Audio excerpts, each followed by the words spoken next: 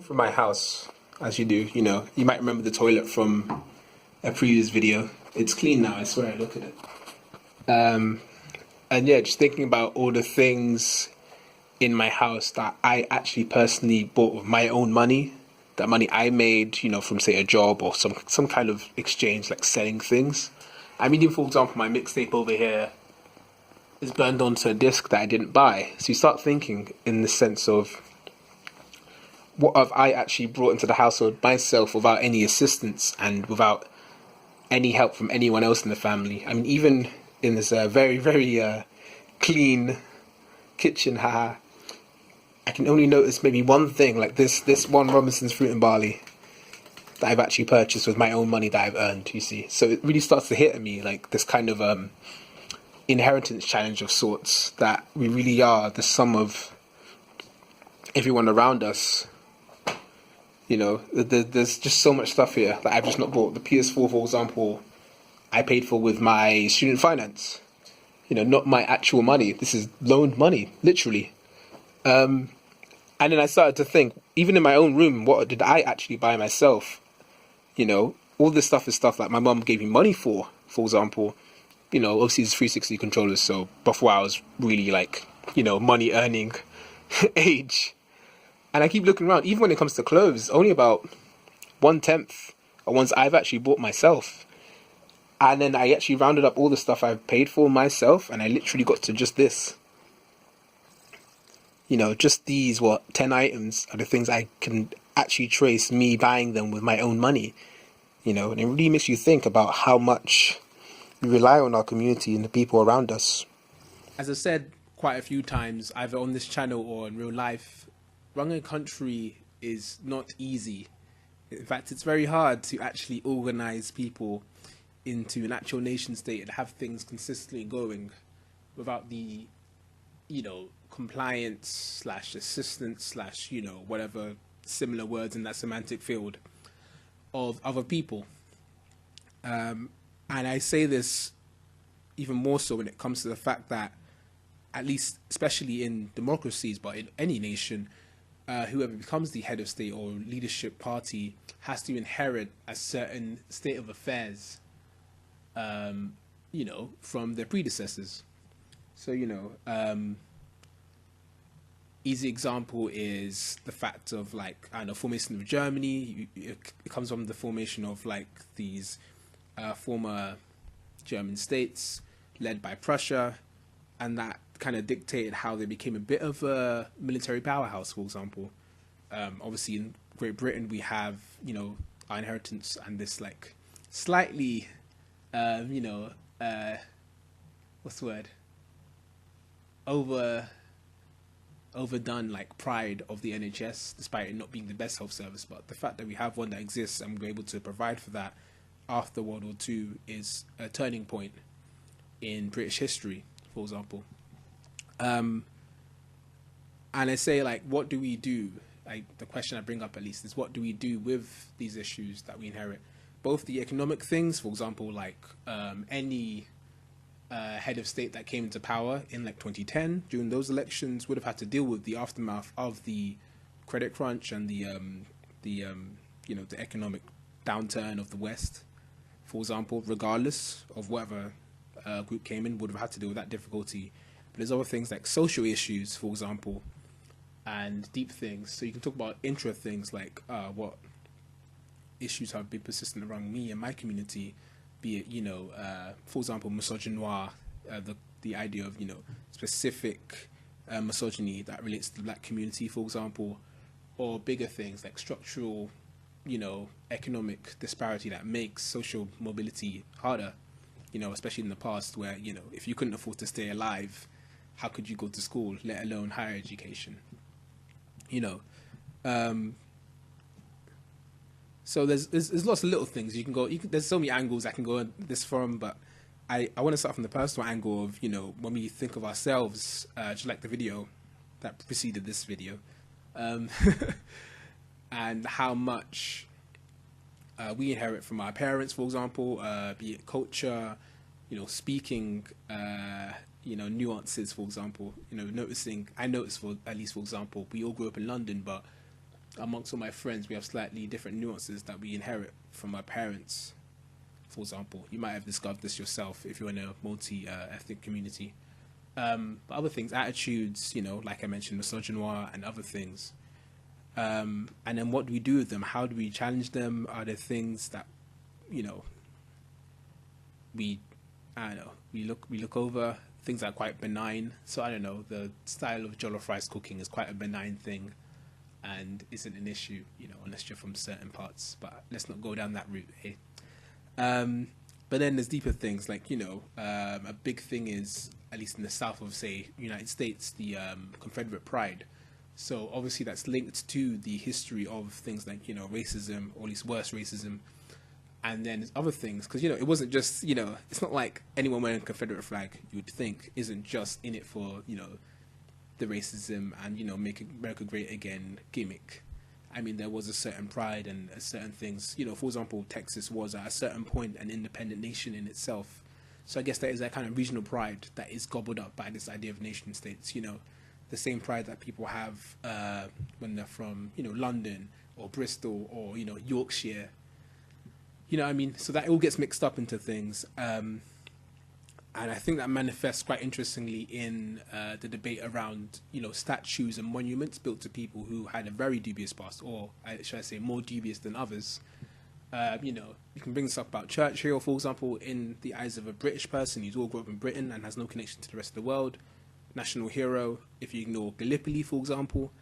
He being the one qualified to help Britain get through World War II, but then at the expense of a lot of people in other parts of the country. We talk about, not the country, in the empire, sorry.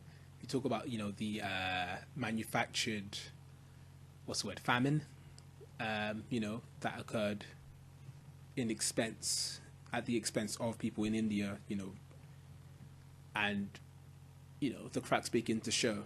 And you start questioning, should we have this big statue of Churchill facing to Parliament? I mean, he did serve Westminster, but did he serve his entire role as, the head of state of the British Empire? And the answer, I'd say, is clearly no. You go into all these things. Obviously, in United States of America, you have all these big people who own slave plantations, and it's kind of this constant reminder of what we inherited, for example, which kind of has a weird kind of thing I noticed, how obviously a lot of people say they want to forget about race and racial issues, but then also talk about saying we want to hold on. I know it seems like people like this are also very willing to hold on to history in other ways, like statues, and say, oh, we shouldn't deface statues. I don't believe we should just destroy them, for example, but I believe it might be best to say take them to a museum in the same way we may take other things, like from the history of transatlantic slave trade to the museums. We ought not to destroy them, but have a publicly available access for people to see them and get an idea of what happened in the past and what we've inherited. Dare I say the word again? I think on the subject of exploitation and British Empire and empire in general, I think, for example, there's the question of how similar are former colonies. What issues, but what positive things perhaps as well, social and otherwise, carry on to the present. So I have this grand hypothesis that any colony, especially the ones that have stood on and kept the same boundaries and tribal boundaries today, will carry on the issues of the previous colonizer. You can make the argument. You can talk about how maybe the idea of fear translates from the Puritans in England who came to migrate to America into the general idea of fear in the American psyche. You can talk about, for example, the fear of witchcraft and the pre-1800s religious beliefs that still seem to permeate somewhat in some African communities. And there's all these other things. Very big one, obviously, colorism. All these things. The idea of relating whiteness to some kind of prestige and power, and how you could say British remix the caste system of India and surrounding areas. So I think this is sorry, I think this is obviously quite an interesting thing to observe. And I don't know if there's enough literature about it, about what similarities the past colonies have to their former colonizers, even 100, 50, 60 years ago, and whether or not we've really actually made the conscious effort, or the heads of state have made the conscious effort to move past them. You know, you listen to songs like Yellow Fever by Fela Kuti, and you feel like these things are consistent, because you can't tell me these things existed 400, 500 years ago. I mean, these things, the relation between prestige and whiteness, or other social issues or economic issues like, you know, discrepancy, are inherited, you know, from the colonial era. Like, it shows that, is there really progress from that point?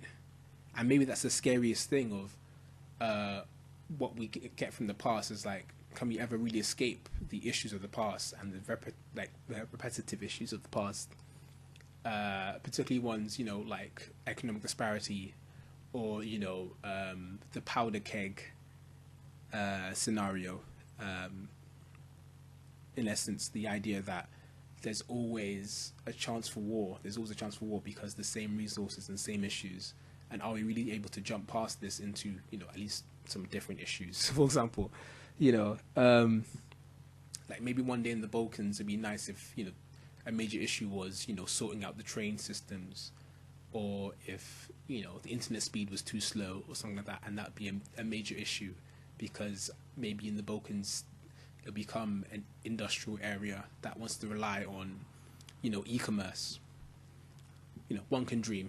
But yeah, that was the key thing I thought about, just how much do we inherit issues-wise, but also the cool things, and how can we work with them and integrate and still move on. You know, the kind of like the futurist who looks back and says, there were probably some things that we can still bring back, but how do we escape, and can we actually ever really escape the fate of our fathers, and so on and so forth. You know, and it's quite interesting. I had this idea brewing around a lot, and it made me think of something obviously very quite relevant, is the idea of the Windrush generation, and how they're being what's the word? Can we call this the result of state violence, in a sense, the sense that people were brought over here, you know, from former colonial areas to help, you know, rebuild Britain, and don't even have their paperwork done. So it's almost like classic, in a sense of a classic, almost like slavery, like, in a sense they get brought over to do, you know, what may be argued as lower prestige jobs, you know, bus conductor or bus driver, for example. And, you know, decades later, they still don't actually have the proper papers to say they're British. You know, they have to be re-granted their own citizenship that they've had for decades. And it, you know, it shows, like, you know, in that sense, you could say we've taken like that past racial issues and the racial awkwardness that still permeates in Britain today, and this is one like really spike where it rears its ugly head again, in the sense that no one cared then, and no one cared enough to double check on the issues of the past. But yeah, I could go on about so many different issues relating to this, and I feel there's all these little things you can think about, like what can we do about the past, and how do we collaborate, especially with those who we were at odds with, you know. But yeah, just there's so much to look forward to in the future, if only we can, you know, filter out issues. But I talk a lot about negative stuff. There's a lot of positive things we can take from the past, and we can't forget about that as well. You know, the wealth that we've inherited. But, you know, you could say a lot of wealth inherited has been because of some kind of exploitation down the line. I mean, simple things like, you could say Isaac Newton happened to be in the right place at the right time because there was money to grant him, and he probably came from a vaguely rich family, you know, which means at some point, you know, someone probably was getting money. Someone in his family got money off someone else's labor, be it through feudalism of the past, or, you know, the emergence of capitalism, or maybe even slavery, for example. So, you know, it's reconciling with that, acknowledging it, and I think at the end of the day, still trying to do good, regardless of, you know, where your wealth, be it monetarily or in other ways, you know, your position in the world or the opportunities you have, and trying to do the best with them, and trying to end the exploitation that led to them, in a sense. And I guess that's the essence of equality, however awkward that is to meander around or go through. But yeah, I would be corny and just be like, check your privilege, but it's much deeper than that. You have to check what led to your privilege, too, to be honest.